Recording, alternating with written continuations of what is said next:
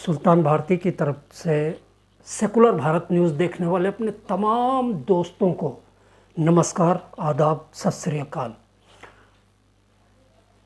नफ़रत और सांप्रदायिकता से ऑक्सीजन और अवसर तलाशने वाली कुछ चंद तथाकथित मीडिया, जो मीडिया के नाम पर कलंकी हैं, उनके लिए एक बुरी खबर है। बुरी खबर ये है कि अपनी देश की मोदी सरकार ने तालिबान से उनके बदले हुए स्वरूप को देखते हुए और उस पर कड़ी नज़र रखते हुए बातचीत करने का संकेत दिया है। ये एक बड़ा सुखद संकेत है, लेकिन नफरती मीडिया के लिए बहुत दुखद है। नवगठित मुल्ला बिरादर की तालिबानी सरकार ने संकेत दिया हुआ है। उन्होंने बार बार ये चीज़ कहा हुआ है कि अफ़गानिस्तान की पब्लिक की बेहतरी के लिए जो प्रोजेक्ट हिंदुस्तान ने शुरू किए थे, हम चाहते हैं कि वो पूरे किए जाएं।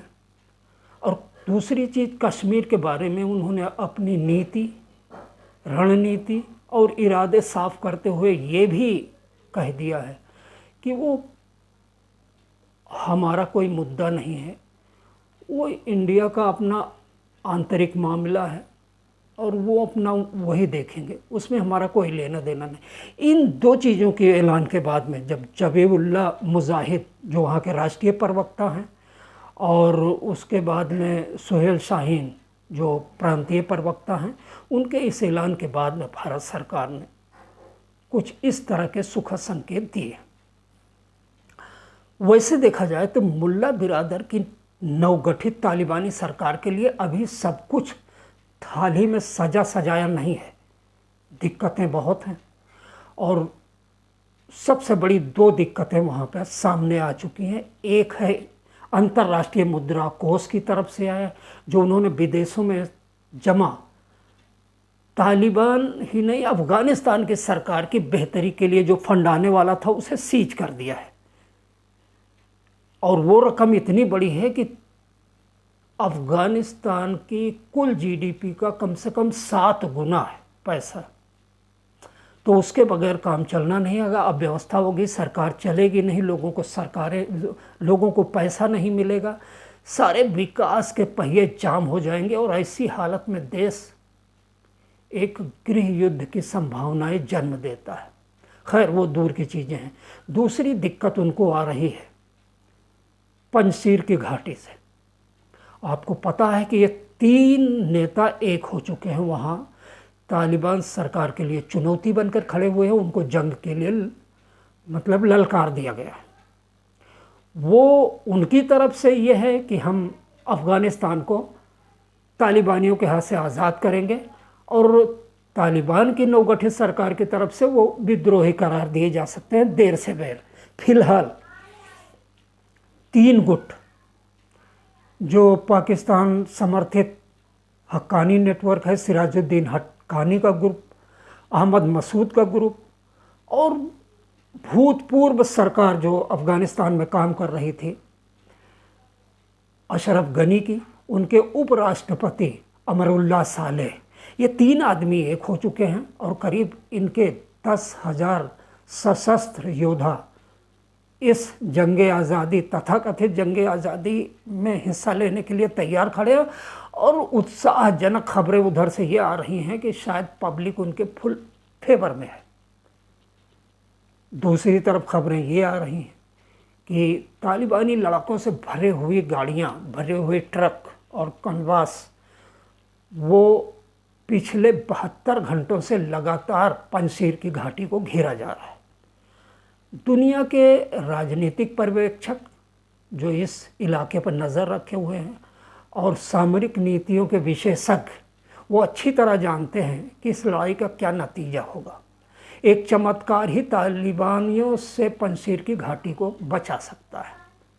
तादाद, जनसमर्थन और सामरिक शक्ति किसी भी मुकाबले में तालिबानियों के सामने पंजशीर घाटी के ये योद्धा कमज़ोर पड़ते ही नज़र आते हैं। फिलहाल ये उनका मामला है, उस पर हम कुछ नहीं कह सकते। बहरकैफ नफरत और सांप्रदायिकता से मवाद हासिल करती हुई, ऑक्सीजन हासिल करती हुई और अवसर लेती हुई जो ये चंद मीडिया हैं, इनके लिए तकलीफ बढ़ती जा रही है। इनके ऑक्सीजन का लेवल गिर रहा है, क्योंकि विगत एक हफ्ते से काबुल की भगदड़ के बाद में जो एयरपोर्ट पर नज़र आई थी, उसके बाद में कोई ऐसी तकलीफ़ वाली चीज़ें, उल्लेखनीय भगदड़ या अत्याचार तालिबानियों द्वारा जो ये तलाश रहे हैं, वो इनको हासिल नहीं हो रहा है। ये इनके लिए बड़ी दुखदाई खबर है, क्योंकि ये उसी से ऑक्सीजन पाते हैं, इनके लिए वही चाहिए। हालांकि मैं तो ये कहूँगा कि और भी गम है ज़माने में मोहब्बत के सिवा, आप उतनी दूर क्यों जाते हो? चिराग तले अंधेरा भी तो देख लिया करो कभी कभी। आप एक मोर से भी ज़्यादा गए गुजरे हैं।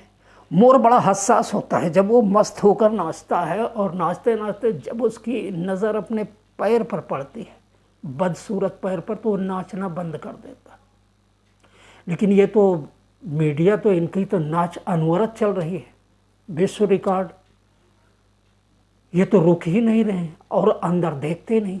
इनके सारे कैमरे और सारी दूरबीनें सिर्फ अफ़गानिस्तान में अव्यवस्था तलाश रही हैं, अल्पसंख्यकों पर हो रहे जुल्म तलाश रही हैं, और नए तालिबानी संस्करण में पुराने तालिबानियों का चेहरा तलाश रहे हैं। ये यहाँ नहीं देखते, वरना देखने के लिए इनके वहाँ बहुत कुछ है। और अभी देखिए ना, इंदौर, पिछले हफ्ते की तो बात है, इनको ऐसे मवाद तो यहाँ बहुत मिल जाएंगे। अब अक्सर खबरें आती रहती हैं। इंदौर में एक युवक को पीटते हुए पूरी दुनिया ने देखा, सोशल मीडिया पर वायरल हुआ वीडियो। देखने से पता लगता था कि हो सकता है, जिसको पता नहीं था वो ये समझता कि शायद ये बच्चा चोर गिरोह का कोई आदमी होगा, शायद चोर होगा, शायद जेब कतरा होगा, या हो सकता है आज किसी आतंकवादी से इसकी शक्ल मिल रही हो और लोगों ने पोस्टर देखने के बाद में इसकी कार सेवा कर दी हो। ऐसा कुछ भी नहीं था। उसका सबसे बड़ा जुर्म क्या था जो इन सारे अपराधों पर भारी पड़ गया? वो मुसलमान था, चूड़ी बेचने आया था, और उसके बाद में तथाकथित कुछ गंदी फितरतगंदी सोच के देश के गद्दार लोगों ने उसको पकड़ के पीटा, मारा और उसकी चूड़ियाँ लुटवा ली। दूसरी खबर, मीडिया को इस खबर में कोई कंक्रीट नहीं नज़र आया, किसी अल्पसंख्यक पर कोई जुल्म भी नहीं नज़र आया। दूसरी खबर तभी आ गई उत्तर प्रदेश के गोरखपुर से। एक शाही मस्जिद के इमाम को मस्जिद के अंदर घुसकर एक दरोगा जी ने अच्छी तरह उनकी ठोकाई पिटाई की और कपड़े फाड़ दिए।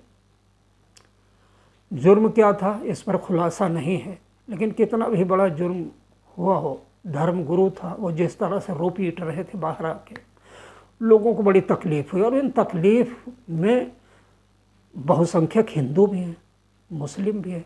और एक चीज़ मैं बता दूं कि हिंदुस्तान की गंगा जमुनी तहजीब को परवाज़ देने, परवरिश देने और इनको पढ़ाने का सारा दारोमदार बहुसंख्यक हिंदुओं पर है। मुसलमान तो सेकुलर होता है, लेकिन अगर हिंदुस्तान में ये परंपरा निभ गई गंगा जमुनी तहजीब की और इतनी शानदार परवरिश के साथ में, तो उसका सबसे बड़ा क्रेडिट बहुसंख्यक हिंदुओं को ही जाता है। ये गर्व की बात है। लेकिन उन चीज़ों पर कालिख पोतती हैं इस तरह की सांप्रदायिक घटनाएं जो दोनों वर्गों को तकलीफ देती हैं। शायद इस तरह की चीज़ें मीडिया हमारी देख ही नहीं पाती, क्योंकि जब इस तरह की घटनाएं यहाँ होती हैं तो ये अपना सर शुतुरमुर्ग की तरह ज़मीन में गाड़ देते हैं, रेत के अंदर घुसा देते हैं, और उस वक्त लगभग अंधी हो चुकी अपनी आँखों से अफ़गानिस्तान और तालिबान का आंखों देखा हाल बताने लगते हैं। इनका ये हाल है। और शायद इनकी पुश्त पर बैठे हुए, इनको बेलगाम करने वाले लोग, इनको प्रेरणा देने वाले लोग, उनका ख्वाब कहीं ना कहीं म्यांमार से प्रेरणा लेता है। 2-3 साल पहले की ही तो बात है। अभी आप भूले न होंगे कि म्यांमार से किस तरह से मुसलमानों के ऊपर जुल्म और ज़्यादती की खबरें आ रही थी, क्राइम की, कत्ल की, उत्पीड़न की।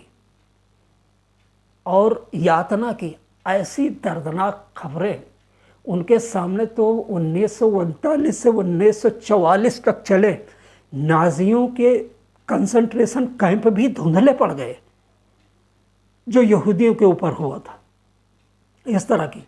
और इन सब को अंजाम देने वाला कौन था? शांति दूत अश्विन विराथू, बौद्ध धर्म का पालन करने वाला। तो शायद हो सकता है यहाँ के भी कुछ तथाकथित शांति दूत अश्विन विराथू से प्रेरणा लेकर सोच रहे हो कि एक और म्यांमार बनाया जाए।